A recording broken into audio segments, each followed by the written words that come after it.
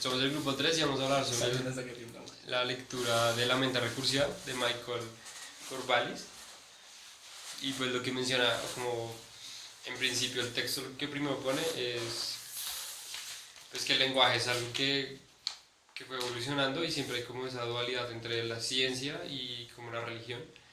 Entonces existe como ese paradigma, como esa situación que no, todavía no es clara y que en el texto trata de explicarlo como desde la versión más como científica un poco, de cómo se dio el lenguaje en los seres humanos. Pues yo creo que más que eso es que le inicia como varias versiones de cómo pudo haber sido. Digamos, hay un ejemplo que es como del siglo XIX, cuando todavía había mucha peso de la religión, donde contaba como la historia fantasiosa de los niños que no saben hablar y eso. Pero sí.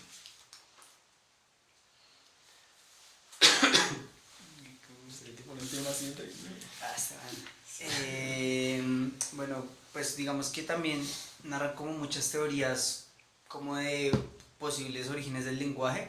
Digamos, comienzan, una de las teorías es como que el lenguaje parte de los gestos que tuvieron las comunidades humanas, Homo sapiens, y que el lenguaje parte desde ese grupo o desde esa especie, del Homo sapiens como tal. Entonces comienzan a hablar de lo que son las neuronas espejo. Ah, sí, eso es muy interesante, porque digamos, dice que en los micos ellos tienden a, o sea, son neuronas que les da la capacidad o pues, de replicar lo que hacen otros, pero sin embargo no saben por qué lo hacen, es más como una cuestión de... Como genética, como que se sí. fue heredando a través de los... Como distinto. Sí. También ahí pone el ejemplo de una familia, es que no recuerdo el nombre, que dicen que es una familia tuvo un problema para hablar como en 3 generaciones y no ha logrado como desarrollar el lenguaje. Entonces ahí tiene que ver un poco con la genética y desde ese punto de vista lo explica pues en el texto como que realmente el lenguaje sea a partir de algo genético, como que se transfiere y no como no solamente algo que uno aprende, sino que también es algo que se puede transferir. Pues eso es lo que plantea en el texto un poco.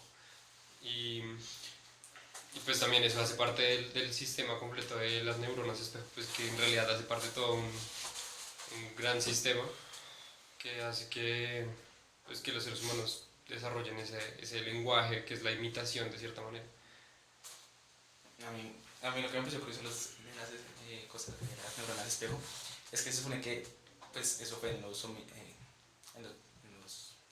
antepasados, que pasa a los homínidos.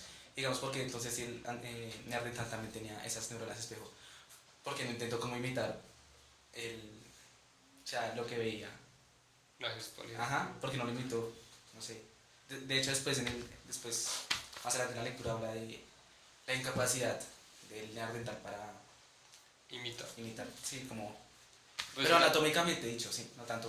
También sí, por eso es que ahí habla como de que la gestualidad hace parte del lenguaje, como que realmente dice que el origen fue como los gestos y que a través de los gestos se fue desarrollando con los sonidos y que los sonidos permitieron como entre la gestualidad y el sonido se fueron creando las palabras, se fue creando como la forma de diálogo y de comunicación. Entonces, digamos, un gesto facial o de las manos acompañado de un sonido significaba algo y así fue como evolucionando, pues eso también lo plantea ahí. Bueno, una cosa que es muy interesante también sobre eso de los gestos es que, digamos, estos gestos se dieron también por como esa conformación de esta estructura que es la mano, porque dice que mientras mientras iba liberando la mano, pues de caminar y de todo este tipo de cosas, la mano quedaba libre y el hombre podía comenzar a comunicarse a través de ellas, mientras incluso usaba una herramienta o usaba otra cosa que, pues, no sé, que una actividad le propusiera.